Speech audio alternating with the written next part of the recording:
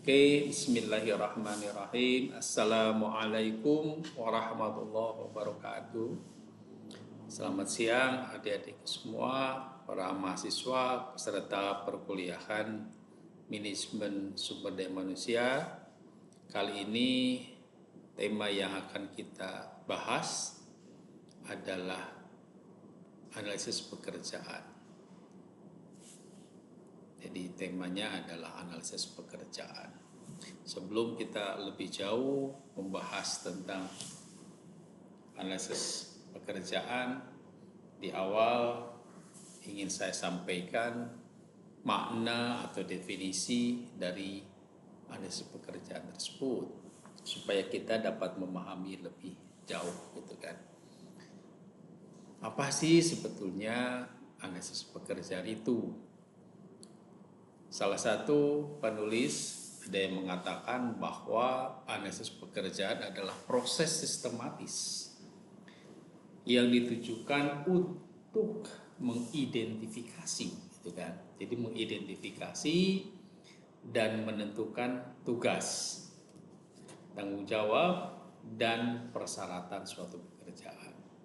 Jadi itu menjadi tugas utama dari kegiatan analisis pekerjaan adalah menentukan tugas, mengidentifikasi dan menentukan tugas, tanggung jawab, dan persyaratan suatu organisasi. Jadi analisis ini adalah sangat penting karena berfungsi sebagai dasar untuk berbagai aktivitas SDM, termasuk perekrutan, evaluasi, dan pelatihan. Jadi nanti kita akan lihat bahwa analisis pekerjaan itu sangat penting untuk membuat yang namanya job description atau uraian pekerjaan, dan kemudian manfaat yang kedua atau luaran yang dihasilkan dengan analisis pekerjaan itu adalah berkaitan dengan job spesifikasi. Job spesifikasi itu nanti berkaitan dengan persyaratan pekerjaan, persyaratan kompetensi yang harus dimiliki oleh seorang kandidat yang bisa dipertimbangkan diterima di dalam suatu organisasi. Selain itu juga dengan analisis pekerjaan kita dapat menetapkan standar bagi perusahaan. Jadi di slide di sini disampaikan bahwa melakukan analisis pekerjaan yang menyeluruh dapat memastikan bahwa organisasi memiliki pemahaman yang jelas tentang harapan atau ekspektasi pekerjaan. Hal ini tentu akan mengarah pada praktek perekrutan yang lebih baik, peningkatan kinerja karyawan, dan peningkatan kepuasan kerja di antara anggota staf. Lalu kemudian analisis pekerjaan itu tadi identifikasi kan, di awal saya sampaikan identifikasi pekerjaan itu dapat dilalui misalkan dengan cara wawancara tadi, mendapatkan informasi tentang pekerjaan atau identifikasi pekerjaan, tentang tugas dan tanggung jawab, itu dapat dilihat, dapat dicari informasi itu bisa melalui wawancara, bisa melalui kuesioner, dan bisa melalui observasi. Tentu ketiga hal ini baik wawancara, kuesioner, observasi memiliki kelebihan dan kekurangan masing-masing. Kemudian yang tidak kalah pentingnya bahwa pengumpulan data berkaitan dengan analisis pekerjaan itu bisa juga dilakukan melalui focus group discussion. Jadi kita mengumpulkan beberapa orang karyawan di dalam satu kelompok tertentu, kita ajakkan diskusi sehingga kita tahu bahwa peran-peran tertentu dari satu pekerjaan, intinya bekerjanya apa saja, uraian informasinya apa saja gitu kan. Dan bisa juga melalui survei. Survei berarti beberapa orang terjun ke lapangan, bertanya kepada para karyawan dengan pertanyaan baik yang terstruktur atau tidak struktur. Dan juga bisa melakukan lewat observasi. Jadi semua hal ini diharapkan dapat mengumpulkan informasi yang lengkap atau yang komprehensif tentang peran dan pekerjaan dari satu pekerjaan tertentu. Nah, ini seperti yang saya sampaikan tadi, bahwa analisis pekerjaan itu bisa atau berdampak atau menghasilkan deskripsi pekerjaan. Sehingga uraian pekerjaan yang terstruktur dengan baik itu merupakan hasil langsung dari analisis pekerjaan. Nanti di sana diuraikan hal-hal penting, fungsi-fungsi penting, kualifikasi dan harapan setiap peran yang tentu berfungsi sebagai alat untuk perekrutan dan manajemen kinerja. Selain itu, analisis pekerjaan juga memiliki dampak atau kontribusi positif dalam menyesuaikan talenta dengan strategi. Jadi informasi yang didapat dari analisis pekerjaan yang komprehensif memungkinkan organisasi untuk menyesuaikan atau menyelaraskan antara strategi, manajemen bakat atau manajemen talenta dengan tujuan bisnis organisasi atau perusahaan bersangkutan.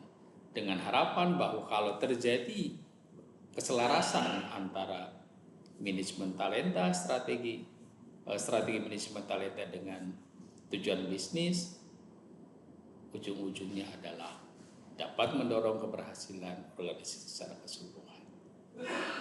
Selain itu, analisis pekerjaan yang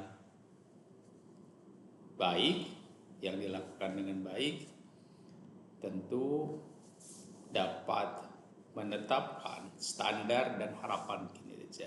Jadi dari hasil analisis pekerjaan tadi, kita dapat menentukan sebetulnya target perusahaan atau harapan kinerja dari satu organisasi. Sehingga dengan demikian atau kejelasan ini dapat membantu karyawan di dalam memahami kontribusi mereka bagi organisasi. Jadi manakala kita sebagai karyawan tahu kontribusi besar kecilnya kontribusi kita kepada perusahaan atau kepada organisasi, maka kita merasa termotivasi untuk meningkatkan kinerja kita. Kita termotivasi untuk bekerja lebih baik lagi, dan dengan demikian diharapkan produktivitas atau kinerja organisasi secara keseluruhan dapat lebih baik lagi. Selanjutnya analisis analisis pekerjaan juga sangat bermanfaat bagi kebutuhan pelatihan dan pengembangan. Jadi dari analisis pekerjaan itu akan dapat ditemukan persoalan-persoalan yang dihadapi oleh organisasi, sehingga organisasi bersangkutan bisa menentukan apakah satu organisasi memerlukan pelatihan atau tidak.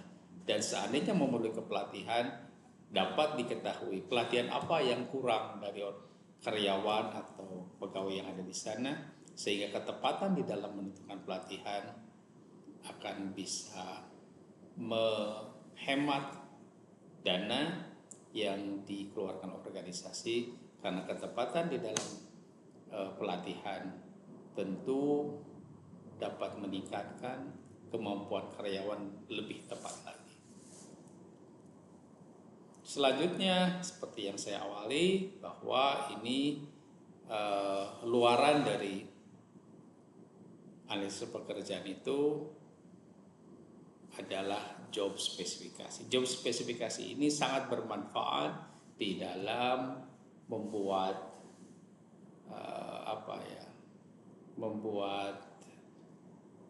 di dalam menentukan kemampuan apa saja sih yang dibutuhkan oleh si calon karyawan itu.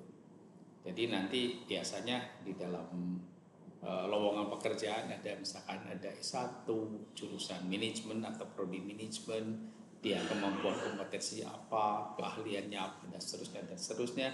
Itu adalah luaran dari analisis pekerjaan.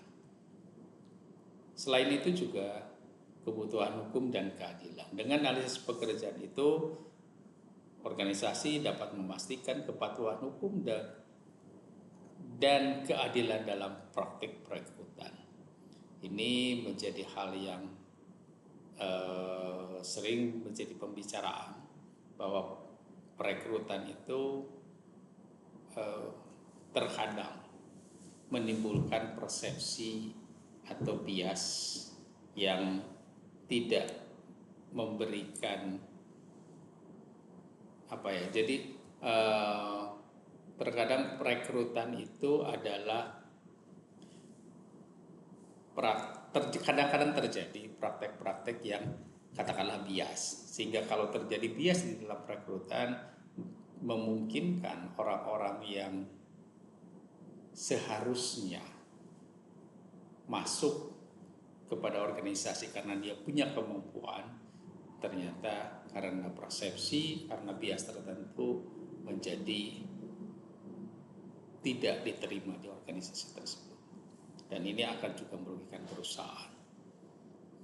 Dan itulah barangkali gambaran dari analisis pekerjaan, manfaat-manfaat dari analisis pekerjaan.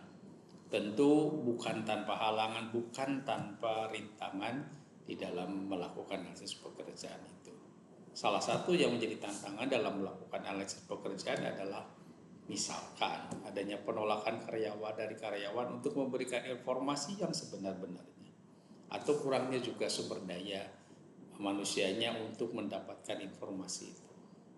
Kenapa? Karena data yang real, data yang objektif, data yang benar-benar menunjukkan realita yang sebenarnya di lapangan itu bukan perkara mudah untuk didapatkan. Sehingga ini menjadi satu tantangan terbesar, meskipun bukan berarti tidak bisa dilaksanakan, tetapi ini adalah tantangan yang harus dihadapi manakala kita melakukan analisis pekerjaan. Itulah yang bisa kami sampaikan, mudah-mudahan ada manfaatnya. Mohon maaf bila ada hal yang kurang. Sampai bertemu kembali di waktu yang akan datang. Assalamualaikum warahmatullahi wabarakatuh.